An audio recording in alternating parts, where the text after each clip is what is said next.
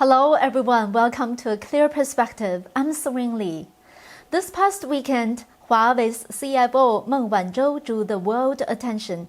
She reached a deal with the U.S. Department of Justice that ended her 3-year house arrest in Canada and returned to China.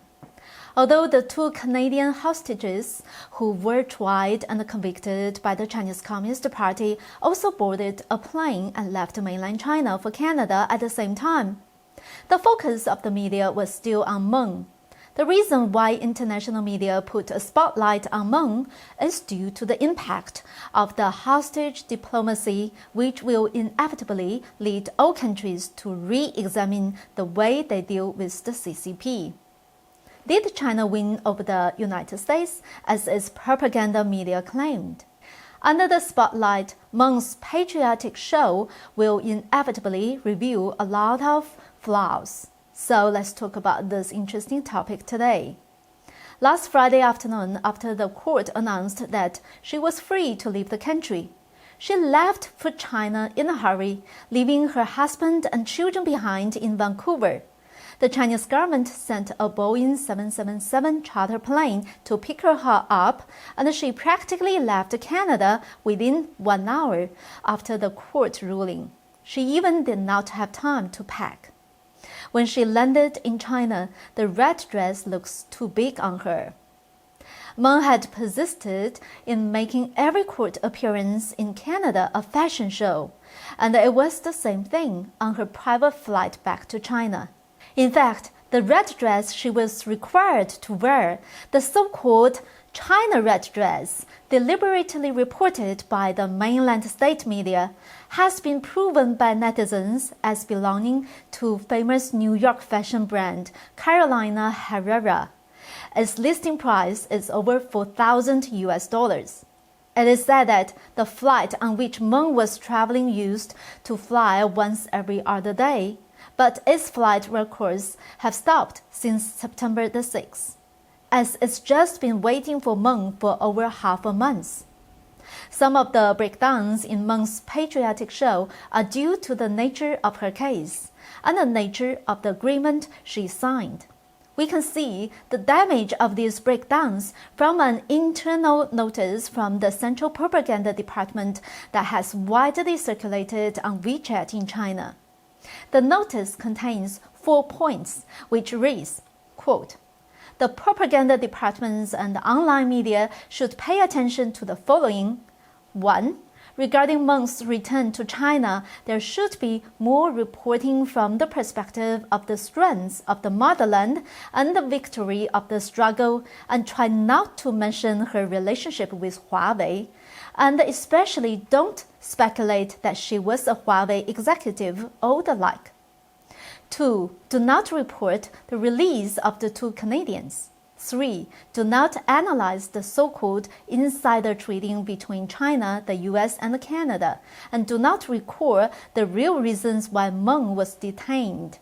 4. No speculation about Meng's nationality and the nationality of her 4 children, or whether she violated the birth control policy back then."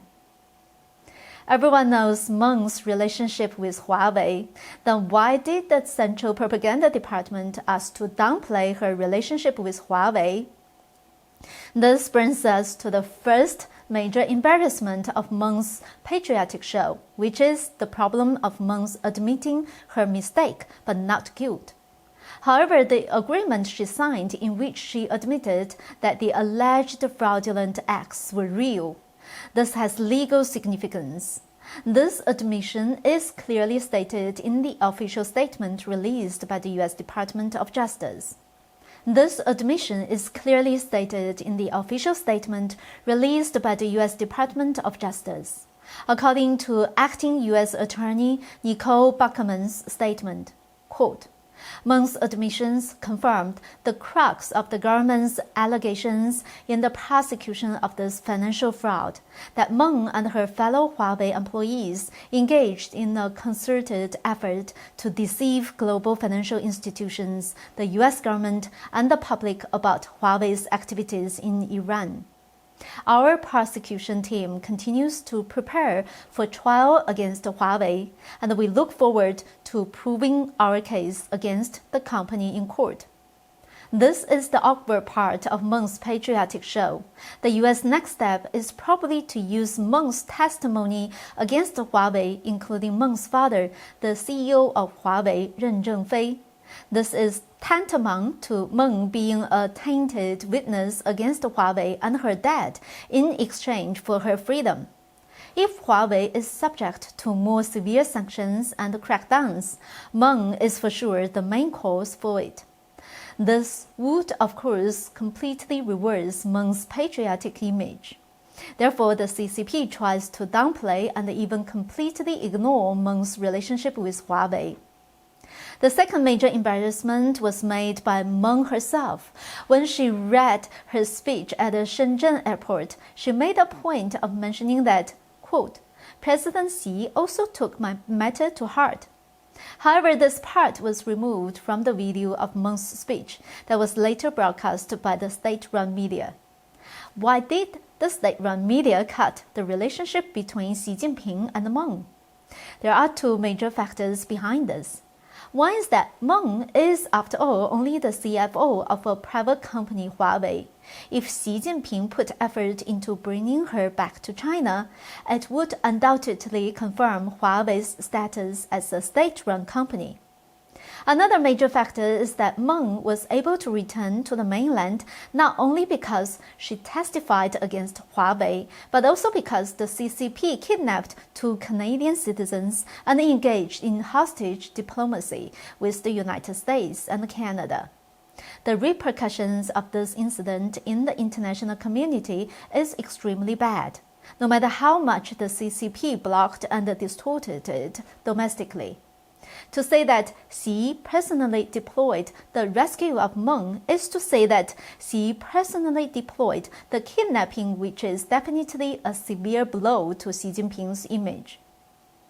The third major embarrassment of Meng's Patriotic show is that the hostage diplomacy has revealed Meng's true identity that is difficult to deny. The two Michaels were accused of espionage when the CCP kidnapped them. We all know that the CCP has the ability to use any accusation against them. So why it have to be espionage? The answer is simple. The CCP knew that Meng's true identity was that of a spy. To avoid being accused of hostage diplomacy in future exchanges, it had to convict the two Canadians for espionage. During the Cold War, the US and the UK had many spy exchanges with the Soviet Union. We also saw an exclusive report by the CCP-run media Global Times on Sunday that both Canadians had written confessions and left China on bail pending trial, saying that if they violated the law, the trial could resume. This is obviously a big joke of CCP's law, as the two Michaels had already been tried in court, especially Michael Spavor, who had been sentenced to 11 years in prison. Yet the legal process could be rewinded and he could be released on bail. The CCP is playing such an upside-down game in order to match Meng's situation that the prosecution will resume if she violates the agreement. The United States and China are in fact in a state of Cold War, which is well known to everyone. So, the exchange of Meng for the two Michaels appears to international public opinion as a hostage taken by the CCP to coerce the US and Canada. But the CCP wants to show the world that this is a commonplace Cold War-style spy exchange, not a gangster-style hostage kidnapping.